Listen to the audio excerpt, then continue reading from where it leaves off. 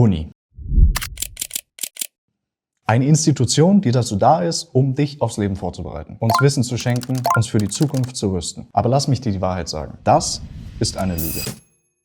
Lass uns ehrlich sein. Das Bildungssystem, wie wir es kennen, funktioniert nicht. Es hat noch nie funktioniert. In den Medien sprechen wir sogar von einer regelrechten Bildungskrise. Bildungskrise. Bildungsniveau in Berlin und Brandenburg laut Studie besonders schlecht. Unser aktuelles Bildungssystem prolongiert die Rezepte der Wirtschaft. Und wenn du ehrlich zu dir selbst bist, dann weißt du das auch.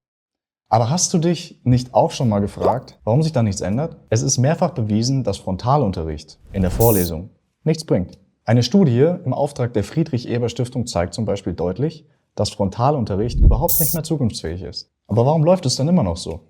In diesem Video wirst du entdecken, was die Wirtschaftskrise 2009, Corona und die Automobilindustrie mit deinem Stress in der Uni zu tun haben und warum das System nicht will, dass du effizient lernst und viel Freizeit hast. Und ganz am Ende werde ich dir auch zeigen, wie du da ausbrechen kannst, wie du dir deine Zeit und dein Leben zurückholst. Deshalb bleib bitte unbedingt bis zum Ende dran.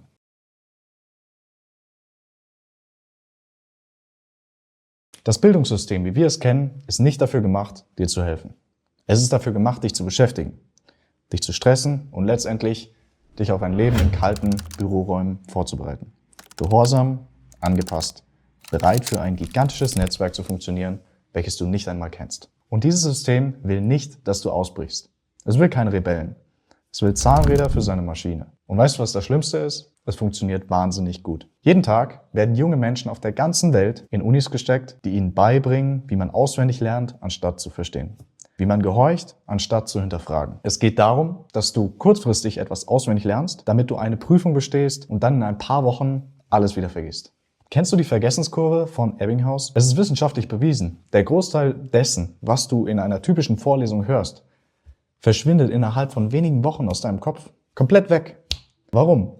Weil dieses System nicht für echtes Lernen gemacht ist, sondern Gehorsam und Disziplin. Für einen Schein, den du am Ende bekommst. Das System ist nicht auf Verständnis ausgelegt, sondern auf kurzfristige Leistung. Das System fördert unnötige Fließbandarbeiten, die dir kaum Zeit lassen, deine eigenen Leidenschaften oder ein selbstbestimmtes Lernen zu verfolgen. Gigantische Abgaben, stundenlange Hausaufgaben und im Endeffekt nach einer Studie von Alfie Kohn zum Beispiel nur minimal zur Verbesserung deiner akademischen Leistung beitragen.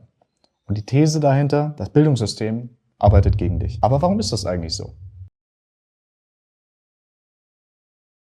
Ich weiß. Das klingt alles wahnsinnig dramatisch. Deshalb lass mich dich auf eine kleine Zeitreise mitnehmen. Anfang der 2000er. Das Studium war noch etwas ganz Besonderes. Die Schere zwischen Auszubildenden und Studenten war gar nicht allzu groß. Und die Welt brauchte innovative Köpfe. Die wurden an der Uni gemacht.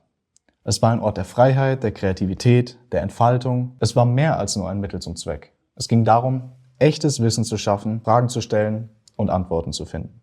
Es war ein Ort, an dem Visionen geboren wurden und Träume verwirklicht. Und das war auch notwendig, denn die deutsche Wirtschaft brummte. 2006, das deutsche Bruttoinlandsprodukt wuchs mit einer Wachstumsrate von ganzen 3,7%.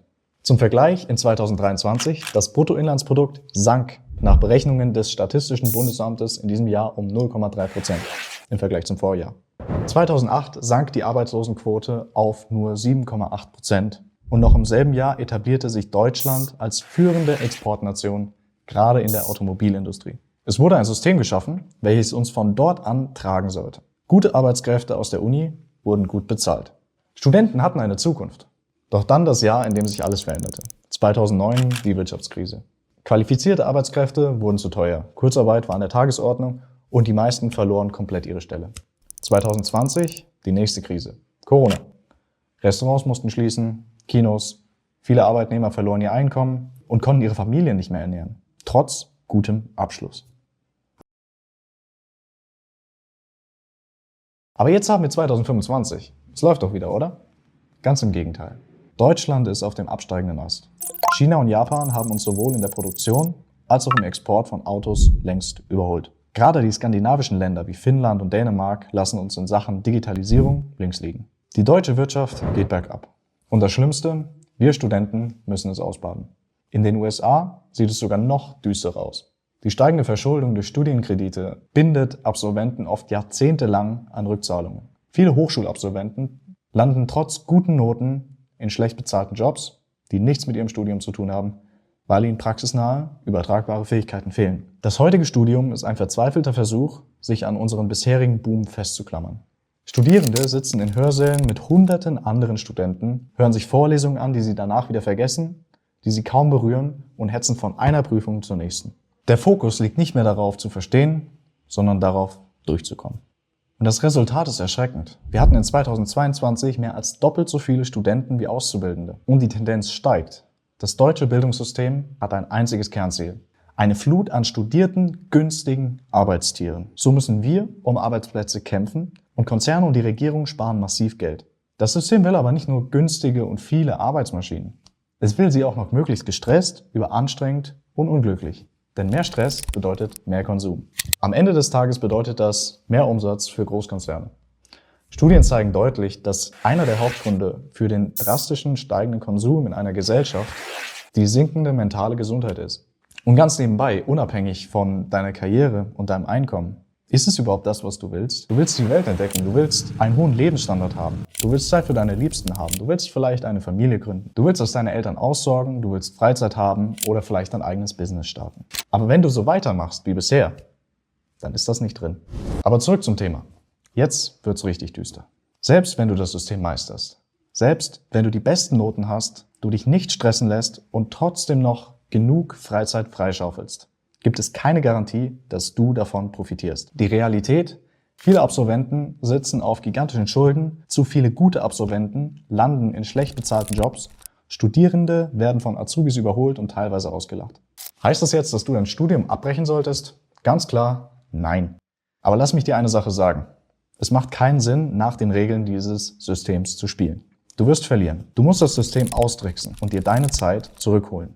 Klingt cool, ich weiß. Aber da ist mehr dahinter. Hier ist, was konkret damit gemeint ist und wie du dir jetzt in dieser Sekunde dein Leben zurückholen kannst.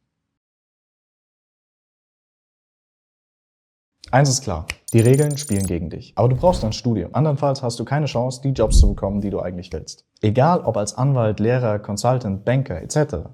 Du brauchst diesen Abschluss. Aber hier wird es spannend. Du kannst das System austricksen. Du kannst die Regeln brechen. Du kannst das System für dich arbeiten lassen, nicht gegen dich.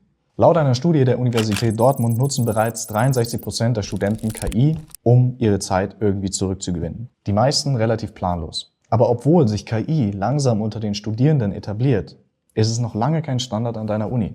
Unis, zum Beispiel in Finnland, setzen auf personalisiertes Lernen und zeigen deutlich bessere Ergebnisse durch die Nutzung von KI. Darüber kann man sich aufregen, ja, aber du kannst es auch zu deinem Vorteil nutzen.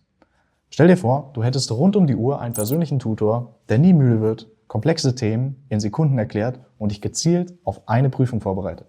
Genau das kann KI für dich machen. Du kannst dir nicht nur Zusammenfassungen generieren lassen, sondern ganze Lernpläne, kreative Ideen und Hilfe bei den Hausarbeiten. KI ist die ultimative Geheimwaffe fürs Studium und auch wenn es so wirkt, der deutsche Bildungsapparat hat diese Technologie nicht auf dem Schirm. Was dich früher Stunden gekostet hat, kannst du heute in Minuten erledigen oder gar nicht erst machen müssen. Es ist die perfekte Symbiose aus Technologie und Bildung. Und für Studierende ist das keine Zukunftsmusik, sondern die Revolution ist hier und jetzt. Hier ist ganz konkret, wie du KI zu deinem Vorteil nutzt und dein Leben zurückgewinnst. Es ist ein einfaches 3-Schritte-Framework. Punkt 1. Outsource dein Unimanagement. Stell dir vor, du müsstest nie wieder den Überblick über Deadlines, Prüfungen, Seminararbeiten oder Gruppenprojekte verlieren. Du brauchst einen digitalen Assistenten, der deinen Wochenplan erstellt, dich rechtzeitig an Abgaben erinnert, deine To-Dos organisiert und dir sogar beim Priorisieren deiner Aufgaben hilft. Statt in Chaos zu versinken, hast du so einen klaren Kopf für das Wesentliche. Lernen, denken und wachsen. Die KI wird so zu deinem persönlichen Studienmanager. Strukturiert, zuverlässig und immer einen Schritt voraus. Punkt 2. Schule dein eigenes Sprachmodell. Du könntest dein eigenes KI-Sprachmodell trainieren, maßgeschneidert auf deinen Wissensstand und deine Lieblingsschwäche. Egal, ob du Jura, BWL, Lehramt, Ingenieurwesen studierst. Dein Modell spricht die Sprache deines Professors, kennt deine Notizen und denkt mit wie der smarteste Kommilitone, den du dir auch nur irgendwie vorstellen kannst. Mit jedem Input wird es klüger, persönlicher und hilfreicher. So wird Lernen nicht nur effizient, sondern es fühlt sich an, als hättest du Superkräfte. Und der letzte Punkt: wissenschaftlich bewiesene Lerntechniken. Mit KI hast du Zugriff auf wissenschaftlich fundierte Lerntechniken, die dein Gehirn wirklich versteht. Ob Spaced Repetition, aktive Wiederholung, Retrieval Practice oder die Feynman-Methode. Je nachdem, welcher Lerntyp du bist, musst du herausfinden, wie du den Lernstoff am einfachsten und schnellsten verstehst. Da ist kein Student gleich. Du brauchst einen smarten Lernassistenten, der dich mit den richtigen Lernmethoden möglichst schnell auf Flughöhe bringt. So lernst du nicht nur schneller, sondern behältst das Wissen auch langfristig, baust deine Fähigkeiten aus, hast keine endlosen Skripte mehr, sondern systematischen Erfolg in der Uni und später dann in deiner Karriere. Du hast jetzt echt eine Menge Input bekommen und du fragst dich jetzt wahrscheinlich, wie kann ich das alles umsetzen? Das ist so wahnsinnig viel und ich habe eigentlich überhaupt keine Ahnung von KI. Keine Sorge, am Anfang meines Studiums war ich genau an demselben Punkt wie du. 2020 habe ich mein Studium gestartet, ohne nennenswerte Erfolge. Ich war kein guter Student. Ich hatte weder besonders gute Noten, noch besonders viel Freizeit. Die Semester waren lang und die Klausurphasen immer stressig. Dann im November 2022 der Gamechanger. ChatGPT war öffentlich zugänglich. Endlich die perfekte KI für mein Studium. Lange Texte schnell verstehen, spezifische Fragen stellen und schneller bessere Noten schreiben. So viel zur Theorie. Aber wie viele andere Studenten wurde ich enttäuscht. Ja, ich konnte der KI meine Fragen stellen. Aber die Antworten waren leider so unspezifisch, hatten Halluzinationen, also Falschaussagen. Und ich konnte damit nicht wirklich was anfangen. Außerdem konnte ich nicht mein Unimanagement outsourcen. Ich wurde nicht an die Hand genommen beim Lernen. Es wurde kein Lernplan erstellt. Ich hatte nichts in meinem Kalender. Am schlimmsten war aber, dass ich mich nicht darauf verlassen konnte, dass ich wissenschaftlich fundiert lerne. Ich wollte endlich damit aufhören, meine Zeit zu verschwenden. Und deswegen habe ich eine Entscheidung getroffen. Ich habe mich dazu entschlossen, es selbst zu machen. In den Semesterferien 2023 habe ich mich nicht auf mein eigenes Studium vorbereitet, sondern eine provisorische KI entwickelt, die mein eigenes Studium für mich zu 80% automatisieren sollte. Lernzettel erstellen, basierend auf meinen hochgeladenen Skripten und Lektüren, mir sämtliche spezifischen Fragen beantworten und mich sogar im Rahmen einer KI-generierten Probeklausur abfragen. Das Lernen sollte motivierend sein. Es sollte mich an meine To-Dos erinnern und mein Studium endlich entspannt und erfolgreich machen. Die guten Nachrichten für dich an dieser Stelle: Genau diese KI ist jetzt für dich kostenlos nutzbar. Du kannst jetzt kostenlos wie 5000 andere Studenten mit StudyQuick starten. Und entgegen ChatGPT und anderen Study-Tools hast du mit StudyQuick 3 entscheidende Vorteile. Du hast bis zu 85% weniger Lernaufwand, weil die KI dich auf deine Klausur vorbereitet, ohne dass du deine Materialien selber mühselig vorbereiten musst. Du kannst entspannt sehr gute Noten schreiben, ohne dir die Haare ausreißen zu müssen und bis spät in die Nacht am Schreibtisch zu sitzen. Du kannst deine Klausuren endlich mit Leichtigkeit bestehen, dank deiner persönlichen KI-Studienbegleitung. Und das Lernen macht endlich sowas wie Spaß.